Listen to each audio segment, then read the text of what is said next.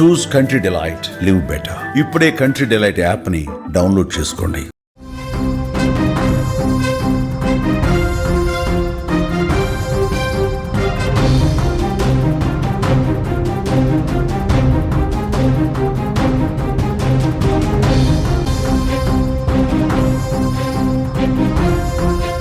ప్రకాశం జిల్లాలో బాలుడు లక్షిత్ మృతిపై మిస్టరీ ఇంకా వీడలేదు. హత్య లేక సహజ మరణమా అనే దాని మీద ఉత్కంఠ కొనసాగుతోంది. ఈ నెల 8న లక్షిత్ అదృశ్యమయ్యాడు. గురువారం పొలాల్లో విగత జీవిగా లక్షిత్ కనిపించాడు. గ్రామానికి దూరంగా లక్షిత్ చెప్పులను గుర్తించారు పోలీసులు. ఎలా చనిపోయాడు అన్న దానిపై ఇంకా స్పష్టత రాలేదు. అన్ని కోణాల్లో పోలీసులు దర్యాప్తు చేస్తూ ఉన్నారు. లక్షిత్ మృతికి సంబంధించి ఇంకా పూర్తి స్థాయిలో ఆధారాలు కనిపించలేదు. అది హత్య లేకపోతే సహజ మరణమా, దీనికి సంబంధించి పెద్ద ఎత్తున అక్కడ చర్చ జరుగుతుంది. పిన్ని చేతిలో 5 ఏళ్ల హితిక్ష దారుణ హత్య ప్రతి ఇంట్లో కూడా కన్నీరు పెట్టిస్తున్న సమయంలోనే మరొక గుండె పగిలే దారుణం చోటు చేసుకుంది. ప్రకాశం జిల్లా కంభ మండలం లింగోజిపల్లి గ్రామంలో ముక్కు పచ్చలారని 2 ఏళ్ల లక్షిత్ పంట పొలాల్లో విగత జీవిగా కనిపించాడు. బుజిబుజి మాటలు, బుడిబుడి అడుగులు, అందమైన నవ్వుతో చలాకీగా ఉండే లక్షిత్ అదృశ్యమైన 2 రోజుల తర్వాత శవమై కనిపించాడు. అంగన్వాడీ కేంద్రానికి వెళ్లి ఇంటికి తిరిగొస్తాడని ఎదురు చూస్తున్న తల్లిదండ్రులకు తమ కొడుకు తిరిగి రాని లోకాలకు వెళ్ళిపోయాడనే మాట చెవిన పట్టడంతో వారి గుండె ఆగినంత పనైంది.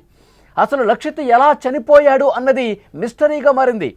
హత్య సహజ మరణమా అనేది తేల్చే పనిలో పోలీసులు నిమగ్నమైన పరిస్థితి ఉంది.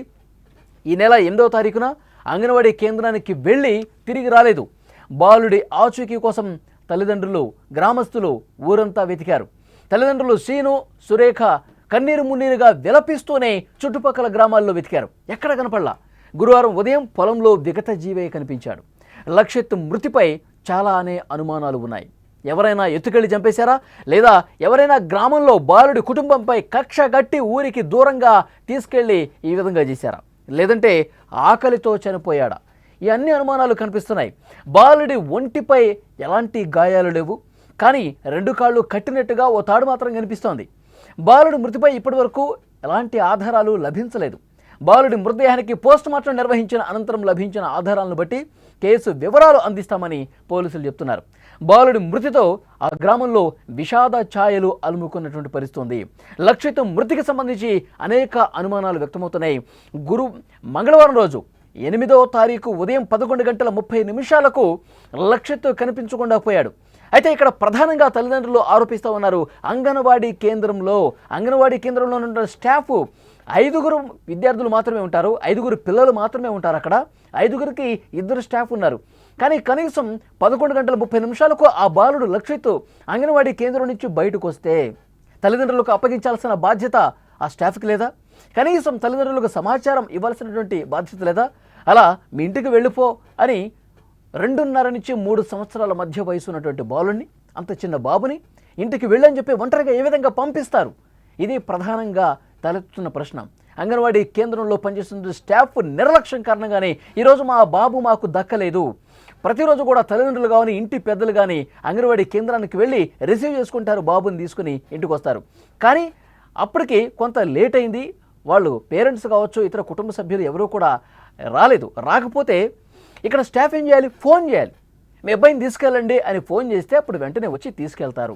కానీ అలా కాకుండా సమయం అయిపోయింది, నువ్వు ఇంటికి వెళ్ళు అని చెప్పి బాబుని ఎట్లా పంపిస్తారు? బాబుని అట్లా పంపించడం వల్ల ఇంత ఘోరం జరిగింది. మా బాబు లక్షిత్ మాకు కాకుండా పోయాడు. దీనికి అంగన్వాడీ కేంద్రంలో పనిచేస్తున్న స్టాఫ్ నిర్లక్ష్యమే కారణమని తెలుస్తోంది. ఇక్కడ పోలీసులు దర్యాప్తు చేస్తున్నప్పుడు వాళ్ళకి ఇంకా ఆధారం లభించాల. చాలామంది ఎవరో ఈ బాబుని చంపి ఊరి బయట పొలాల్లో పడేశారు అని వాదిస్తూ ఉన్నారు.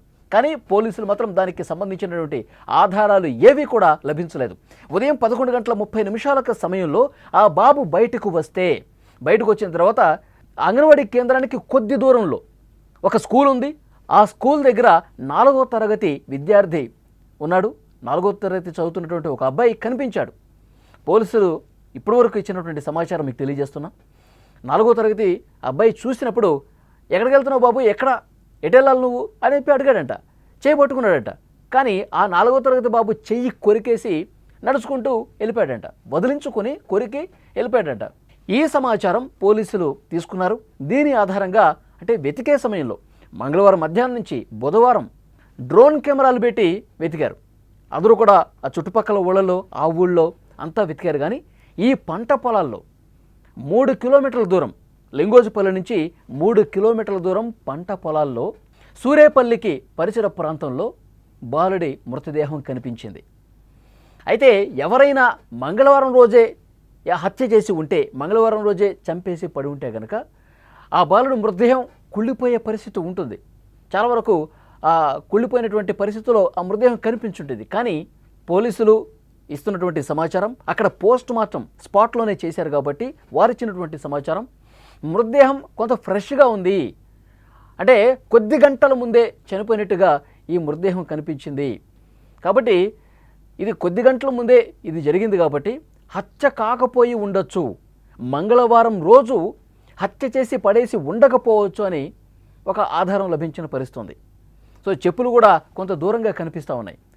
ఎక్కడైతే మృతదేహం కనిపించిందో ఆ స్పాట్కి చాలా దూరంగా చెప్పులు పడి ఉన్నాయి. సో పోలీసులు ఇన్వెస్టిగేట్ చేస్తూ ఉన్నారు. తల్లిదండ్రులు చాలా సఖ్యతగా ఉంటారు, తల్లిదండ్రుల మీద ఎలాంటి అనుమానం లేదు. అలాగే వారికి ఆ ఊళ్ళో ఏవైనా గొడవలు ఉన్నాయా, ఎవరితోనా శత్రుత్వం ఉందా, ఈ కోణంలో కూడా దర్యాప్తు చేస్తున్నారు. కానీ దానికి సంబంధించినటువంటి సమాచారం కూడా ఏమీ లభించలేదు. సో అక్కడ లింగోజిపల్లి లక్షిత్ తల్లి కుటుంబ సభ్యులందరూ అక్కడే ఉంటారు. గత 3 నెలలుగా ఆమె అక్కడే ఉంది. ఒక ఆడబిడ్డకి జన్మనిచ్చింది, పురుడు కోసం పుట్టింటికి వచ్చింది. ఈ 2 నెలల నుంచి బాబు అంగన్వాడీ కేంద్రానికి వస్తూ ఉన్నాడు. కానీ అంగన్వాడీ కేంద్రంలో ఉన్న స్టాఫ్ నిర్లక్ష్యం కారణంగానే ఈ విధంగా బాబు చనిపోయాడంటూ కన్నీరు మున్నీరుగా విలపిస్తున్నారు. గ్రామం మొత్తం శోకంతో నిండిపోయినటువంటి పరిస్థితి. అంటే చిన్న చిన్న పిల్లల్ని చంపేస్తున్నటువంటి ఉదంతాలు సమాజంలో మనం చూస్తూ ఉన్నాం. ఇంతకుముందు నేను చెప్పినట్టు కోర్టులలో పిన్నే చిన్న పాపను హితేక్షను ఎంత దారుణంగా కత్తితో కట్టతో చంపేసినటువంటి ఘటన ఇంకా 2 తెలుగు రాష్ట్రాల ప్రజల కళ్ళల్లో మెదులుతూనే ఉంది. మళ్ళీ అలాంటి ఘోరమే ఏమైనా జరిగిందా, అలాంటి దారుణమైనటువంటి ఇన్సిడెంట్ ఏమైనా జరిగిందని చెప్పి చాలామందిలో అనుమానం ఉంది. సో అందుకనే పోలీసులు కూడా అన్ని కోణాల్లో దర్యాప్తు చేస్తున్నారు. వాళ్ళ కుటుంబ సభ్యులు, వాళ్ళ పేరెంట్స్, వాళ్ళకి తెలిసినటువంటి బంధువులు, ఊళ్ళో ఉన్నటువంటి ఎవరైతే సఖ్యతగా ఉంటారో, కొంత సంబంధాలు కలిగి ఉంటారో వాళ్ళందరినీ కూడా విచారిస్తూ ఉన్నారు. అనుమానం ఉన్నటువంటి ప్రతి ఒక్కరిని కూడా విచారిస్తున్నారు. వాళ్ళ ఫోన్ కాల్స్ డేటా, ఆ రికార్డు మొత్తం కూడా పరిశీలిస్తూ ఉన్నారు. ఆ రోజు బాబు తప్పిపోయినప్పుడు ఊళ్ళోకి ఎవరెవరు వచ్చారు, అంతకుముందు వరకు ఊళ్ళో లేని వాళ్ళు ఎవరు వచ్చారు, ఈ ఘటన సమయంలో ఊరికి వచ్చి ఎవరు వెళ్ళిపోయారు, ఈ డీటెయిల్స్ అన్ని కూడా సేకరిస్తూ ఉన్నారు. కానీ ఇప్పటి వరకు మాత్రం దర్యాప్తు కొనసాగుతుంది. కానీ ఇంకా క్లియర్ కట్ ఆధారాలు కనిపించలేదు. బాబు హత్య జరిగింది అనడానికి ఆధారాలు లభించలేదు. కానీ పోలీసులు ఇంకొక ప్రాథమికమైనటువంటి అనుమానం, ఆ బాలుడు ఆడుకుంటూ ఈ విధంగా ఊరి బయటకు వచ్చేసాడు, తప్పిపోయి వచ్చేసాడు, తనకి జాడ తెలియలేదు. ఇప్పుడు ఈ పంట పొలాల్లోకి వచ్చేసరికి ఇంకా నా ఇల్లు కనిపించట్లేదు, ఎటు వెళ్ళాలి ఆ దారి తెలియక అదేవిధంగా నడుచుకుంటూ 3 కిలోమీటర్లు వచ్చాడు. తనకి తాగటానికి వాటర్ లేదు, తినటానికి ఫుడ్ లేదు. ఈ కారణంతోనే చనిపోయి ఉంటాడా, ఈ అనుమానం కూడా చాలా బలంగా కనిపిస్తుంది. ఎందుకంటే దానికి సంబంధించిన కూడా ఆధారాలు పూర్తి స్థాయిలో పోలీసులు సేకరిస్తూ ఉన్నారు. హత్య చేశారా, హత్య చేసిన దానికి సంబంధించి ఆధారాలు ఇంకా లభ్యం కాల. నిజంగా తప్పిపోయి తినడానికి తిండి, తాగటానికి వాటరు లేక ఆకలితోనే చనిపోయాడా? సో ఈ అన్ని కోణాల్లో ఇంకా ఏదైనా కుట్ర కోణం ఉందా, అన్ని కోణాల్లో పోలీసులు దర్యాప్తు చేస్తున్నటువంటి పరిస్థితి. అయితే బుధవారం రోజు ఇటువైపు ఎవరు రాలేదండి. ఎందుకంటే అక్కడ లైట్గా వర్షాలు పడతా ఉన్నాయి.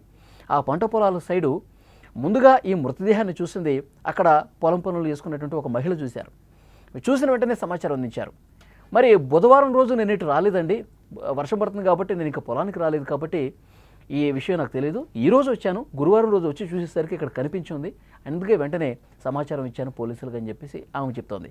ఆమె బుధవారం రోజు వెళ్ళి ఉంటే కనుక నిజంగా బాలుడు అటు కనిపించేవాడేమో, ప్రాణాలతో ఉండేవాడేమో.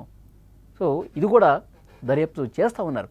సో ఏది ఏమైనప్పటికీ కూడా లక్షిత్ 3 సంవత్సరాల చిన్న బాలుడు పంట పొలాల్లో విగతజీవిగా కనిపించాడు.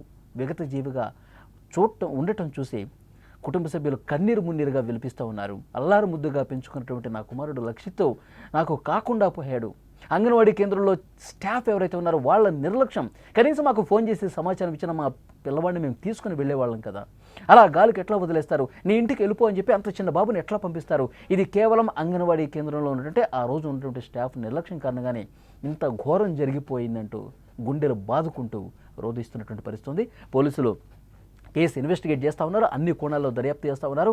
ఎప్పుడైతే తప్పిపోయినటువంటి సమాచారం వచ్చిందో అప్పుడే డ్రోన్ కెమెరాలతో జల్లెడ పట్టారు. లింగోజిపల్లితో పాటు చుట్టుపక్కల పరిసర ప్రాంతాల్లో కూడా డ్రోన్ కెమెరాలతో 8-9 మంది పోలీసు బృందాలుగా ఏర్పడి వెతికినా సరే కనిపించలేదు. లింగోజిపల్లికి 3 కిలోమీటర్ల దూరంలో సూరేపల్లి సమీపంలో బాలుడి మృతదేహం పంట పొలాల్లో కనిపించింది. అన్ని కోణాల్లో దర్యాప్తు చేసి ఈరోజు సాయంత్రానికి అధికారికంగా ఏం జరిగిందో కూడా పోలీసులు వెల్లడించే అవకాశం ఉంది. ఎవరి కోసం బతకాలి? నా కొడుకు ఎంత ఏడిసిండా, ఎవరికేం బాగుంది.